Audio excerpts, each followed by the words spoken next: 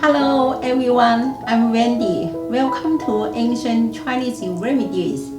Today I will show you how to make the tea.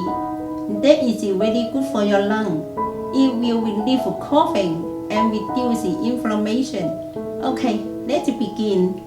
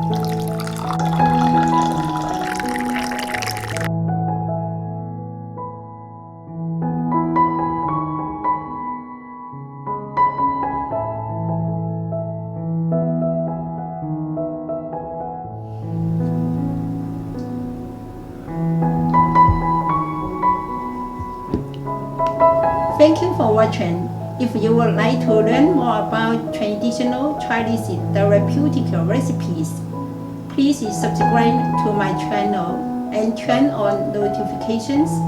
Okay, I will see you next time.